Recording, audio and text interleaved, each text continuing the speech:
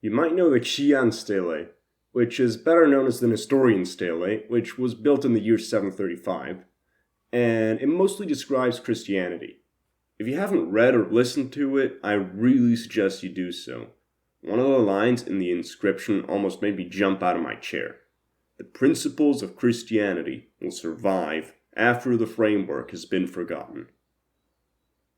In ancient times, being born of a noble family meant you were automatically seen as a higher quality person, which is why Christianity was so revolutionary. After you die, your soul moves on to the afterlife, where you're fairly judged by God based purely on your own actions. If you're the emperor of Rome and you commit adultery, you're just as guilty as a peasant who does the same.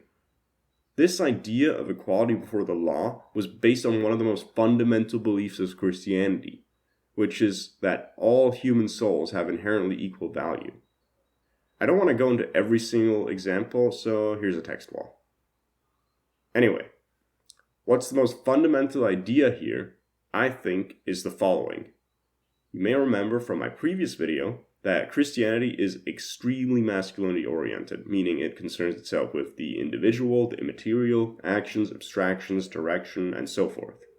For example, when you move on to the afterlife, you leave your body behind, meaning the part of you that really matters isn't the body, or you as you are in the real world, but instead it's your disembodied consciousness. That's the divine part of you that can hear the voice of God in prayer, let's say, or that can comprehend the Holy Scriptures by reading it, something like that. Also, think of Jesus' most well-known teachings. Turn the other cheek, love your enemy, disregard material wealth. They're all based on availing yourself of the feminine, instinctive, emotional part of yourself and go directly against them with your rational, masculine consciousness to overcome the sinful impulses, so to speak. The fundamental idea here is this. Don't let your soul and consciousness be tyrannized by the sinful and material. Does that come easy to you to approach this all with empathy? Not always, but I think, I think in some ways, and I think when you do, I reflect on certain very difficult times in my life and certain struggles and obstacles and all that. And I think ultimately getting through that, I think it really deepens your empathy. And I think of the times in my life where I was the most uncomfortable, where I was the most unwell, or those are the times when I was the most angry and I was the most unkind to myself or self-righteous or all of those things. And so it's improved my life drastically, and I hope, I hope maybe people who do have an issue with me could maybe try and hear that or embrace that on some level. Well, personally, it is really lovely to hear how much joy it's brought you. And now, you're probably starting to see where this intersects with the transgender movement. I simply happen to be born in the wrong body, and I won't let myself be tyrannized by it.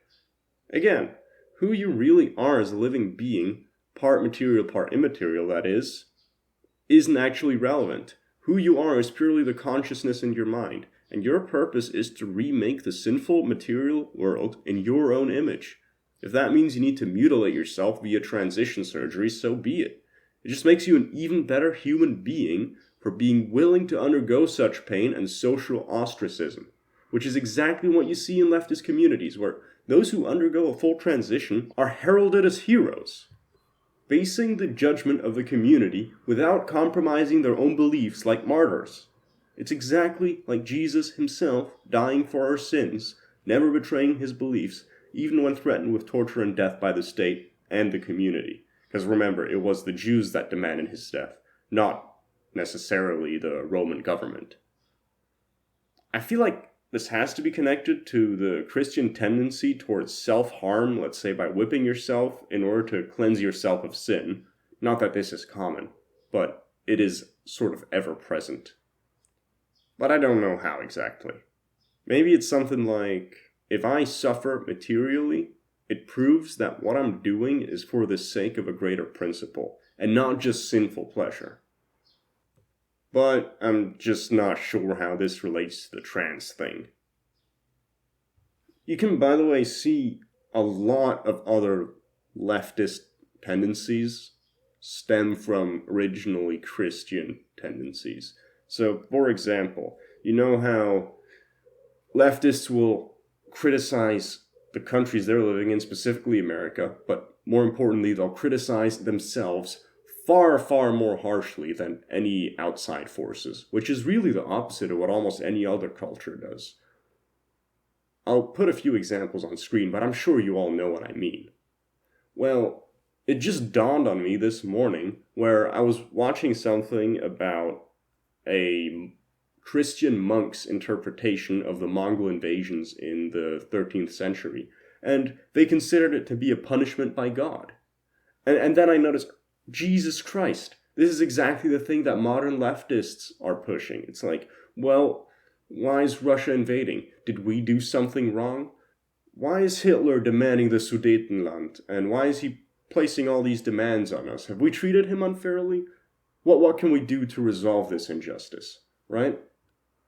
Or another thing is the desire for economic justice. I mean, I've gone into way more detail in a previous video I've made on this, but very briefly, even if you accept that the disparities in income between different people and different groups are primarily due to their skills and whatnot, that still means that you inherited certain skills and you inherited a certain respect for education and you inherited certain worldviews and attitudes that give you advantages over other people, even if that all means that you're just a higher quality person and you're paid more because of that, you still just inherited it.